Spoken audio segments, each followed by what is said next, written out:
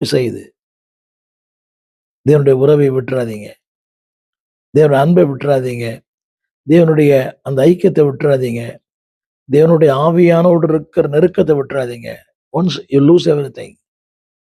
அது இழந்து போனால் எல்லாமே இழந்து போனீங்க. சத்துருக்கள் மேற்கொள்ளும் உங்களை. It is very easy to attack you. சத்துருக்கள் சூழ பாளையம் இறங்குவார்கள். தேவன் சகரியாவில ஆமோஸ்ல வாசிக்கிறோம். ஆண்டவர் உங்களுடைய கால்களை விளக்கினார். உங்களுடைய செவிகளை கர்த்தர் சிங்கத்தின் வாயிலிருந்து கர்த்தர் பாதுகாத்தார். ஏன் தெரியுமா? ஆண்டவருக்காக ஓட, அவனுடைய வார்த்தையை கேட்க. இங்க சொல்லப்பட்டிருக்கிறது, அதாவது உற்சாகமான ஆவி என்னை தாங்கும்படி செய்யும். You lose the power of God. யாருக்கும் ஜெபிக்க முடியாது. பிசாசு ஒரு காலத்துல பிசாசு துரத்தணும்.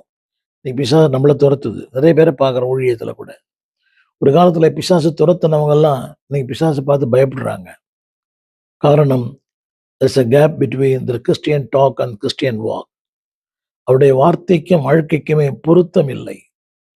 கடைசியாக 4வது இழப்பு என்னவென்றால், அன்பானவர்களே, 4வது இழப்பு, the loss of desire to worship. தேவனை ஆராதிக்க வேணும் என்கிற அந்த ஆசை இல்லை. 15ஆம் வசனம், 16ஆம் வசனம் அதுல சொல்லப்பட்டிருக்குது, என் உதடுகளை திறந்தருளும். ஏன் திறக்க முடியல? ஆலயத்துல சொல்றோமே, துதியுங்கள், பாடுங்கள், ஆராதியுங்கள். they don't have the desire. சில பேர் சொல்லுவாங்க பாட்டு தெரியல. இல்ல, புது பாட்டும் தெரியல, பழைய பாட்டும் தெரியல.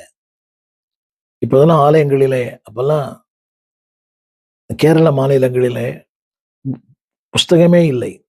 பல கிராம சபைகளிலே பாட்டு புஸ்தகமே இல்லை. அங்கே எல்இடி, அங்கெல்லாம் லேப்டாப்லாம் எல்லாம் இல்லை, டிவி கூட இல்லை. ஜனங்கள் மனப்பாடமா பாடுகிறார்கள். 8 சரணங்களை மனப்பாடமா பாடுறாங்க கேரளாவில் கூட. அதே போல வட இந்தியாவில் மனப்பாடமா பாடுறாங்க.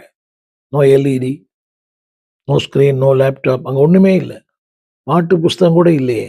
இத்தனை இடங்களில் என்னை கேட்டுக்கொண்டிருக்க அன்புடைய பிள்ளையே, லாஸ் ஆஃப் வொர்ஷிப். தமிழ் அழகா போட்டிருக்குது.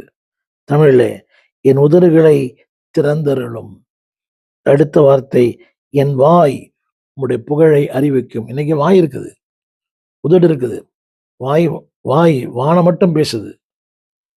வாய் வானம் மட்டும் பேசுது. வாயை திறந்தா மூடுறதே இல்லை. ஆனால் சபையில வந்த ஒரு அமைதி. இந்த வார்த்தை சொல்லுகிறேன், என் உதடுகளை திறந்தருளும். For what?